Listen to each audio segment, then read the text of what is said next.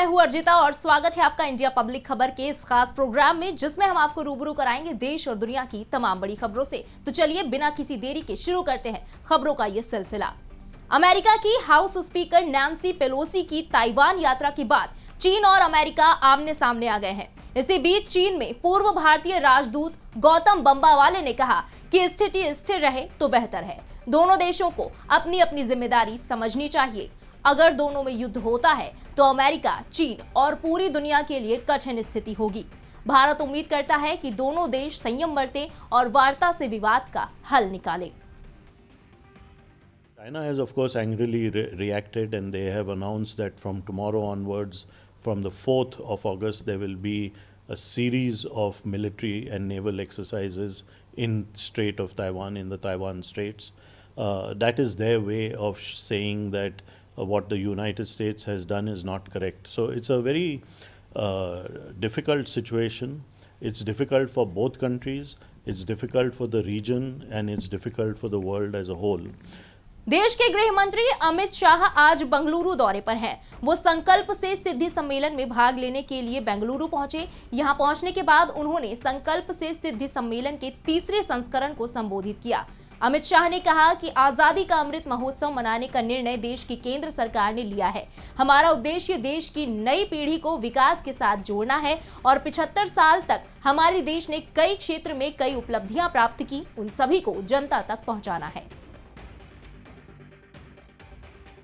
इसी बीच कांग्रेस नेता राहुल गांधी दिल्ली लौट आए हैं। इससे पहले वो कर्नाटक की यात्रा पर थे। बता दें कि कांग्रेस के पूर्व अध्यक्ष और वायनाड सांसद राहुल गांधी ने नेशनल हेराल्ड बिल्डिंग स्थित यंग इंडिया लिमिटेड के दफ्तर को सील किए जाने और दिल्ली स्थित कांग्रेस दफ्तर के बाहर सुरक्षा बढ़ाए जाने पर बड़ा बयान दिया है और कहा है कि उन्हें डराने की कोशिश की जा रही है, लेकिन वो डरने वाले नहीं हैं। राहुल गांधी ने कहा, सच्चाई को बैरिकेड नहीं किया जा सकता। उत्तर प्रदेश के मुख्यमंत्री योगी आदित्यनाथ गोरखपुर के दौरे पर हैं। उन्होंने गुरुवार को जनता दर्शन सत्र का आयोजन किया। इस दौरान सीएम ने जनता की समस्याओं को सुना और अधिकारियों को जल्द से जल्द लोगों की समस्याओं के निस्तारण के आदेश दिए। वहीं आदमपुर के पूर्व विधायक कुलदीप बिश्नोई आज भाजपा में शामिल हो गए हैं। दिल्ली में उन्होंने मुख्यमंत्री मनोहर लाल की मौजूदगी में भाजपा का दामन थाम लिया। कुलदीप बिश्नोई ने कांग्रेस का दामन छोड़ने के बाद गुरुवार को विधायक पद से इस्तीफा दे दिया था। उनके साथ उनके बेटे भव्य बिश्नोई, मां जसमा देवी और पत्नी रेणुका बिश्नोई ने भाजपा की सदस्यता ग्रहण की। कुलदीप ने साफ कर दिया है कि आगे की राजनीति वो और उनके पुत्र करेंगे। उनकी पत्नी रेणुका चुनाव नहीं लड़ेंगी।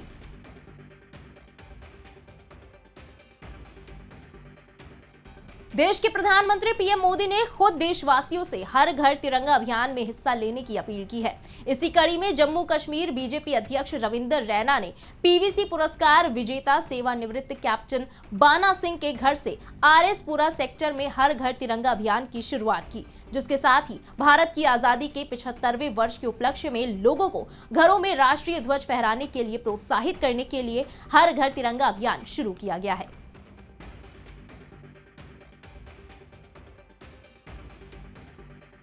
झारखंड के रांची में बीजेपी कार्यकर्ताओं ने कथित इस्लामीकरण के खिलाफ विरोध प्रदर्शन किया।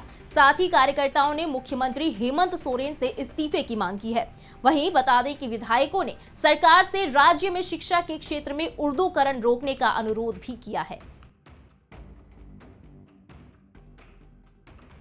वहीं उत्तराखंड के कुछ हिस्सों में बारिश का कहर जारी है। लगातार हो रही बारिश के चलते जनजीवन बुरी तरह अस्त व्यस्त है।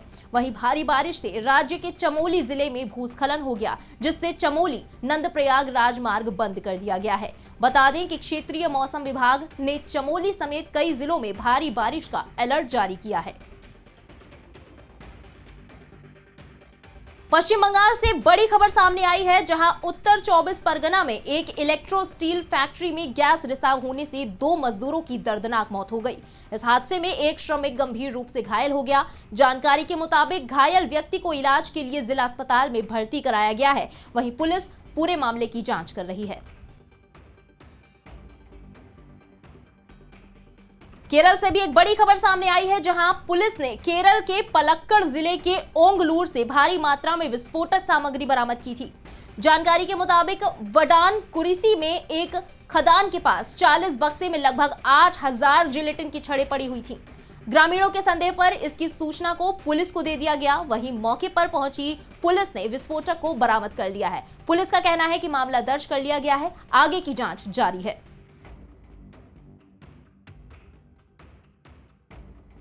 इसी के साथ इस खास प्रोग्राम में बस इतना ही। देश और विदेश की बाकी तमाम बड़ी खबरों के लिए सब्सक्राइब करें इंडिया पब्लिक खबर के YouTube चैनल को और बेल आइकन दबाना बिल्कुल ना भूलें।